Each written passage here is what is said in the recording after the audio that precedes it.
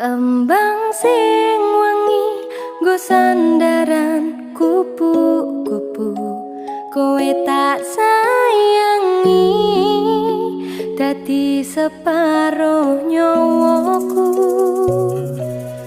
Bakal tak joko tak sirami saben dino, muga tetep iso mekar lan wangi dadi tondo tresno sejati.